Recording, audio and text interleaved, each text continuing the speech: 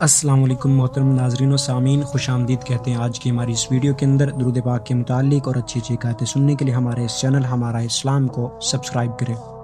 یقیناً درود پاک پڑھنے سے دنیا کی بہت ساری برکات ملتی ہیں، اسی طرح قبر و حشر میں بھی بہت ساری برکات ملتی ہیں۔ قبر کے منازل بھی آسان ہو جاتے ہیں اور قبر کے اندر بہت سارے انعام و اکرام بھی ملا کرتے ہیں۔ اسی سے متعلق سعادت الدارین ایک کتاب کے اندر واقعہ مذکور ہے کہ شیخ حسین بن احمد بستامی رحمۃ اللہ علیہ نے فرمایا، میں نے اللہ تعالیٰ سے دعا کی، یا اللہ میں خواب میں ابو صالح مؤذن کو دیکھنا چاہتا ہوں۔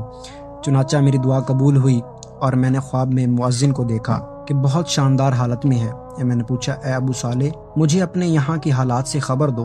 تو فرمایا، اگر محمد مصطفیٰ صلی اللہ علیہ وآلہ وسلم کی ذات گرامی پر درود پاک کی کثرت نہ کی ہوتی تو میں تباہ و برباد ہو گیا ہوتا۔ سبحان اللہ، ماشاءاللہ، کیسا ہی پیارا واقعہ ہے کہ ابو صالح فرماتے ہیں کہ اگر میں نے حضور اکرم نور مجسم صلی اللہ علیہ وآلہ وسلم پر درود پاک کی کثرت نہ کی ہوتی تو میں تباہی ہو گیا ہوتا۔ ادھر سے معلوم چلتا ہے کہ قبر کے اندر بھی بہت ساری مشکلیں آسان ہو جایا کرتی ہیں اور انعام و اکرام ملا کرتے ہیں۔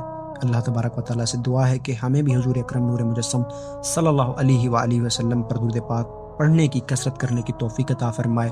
مزید اچھی اچھی باتیں سننے کے لیے ہمارے اس چینل ہمارا اسلام کو سبسکرائب کریں، ویڈیو کو لائک اینڈ شیئر کریں، کمنٹ بلو میں اپنی رائے دینا نہ بھولیے گا۔ جزاکم اللہ خیرا و احسن الجزا۔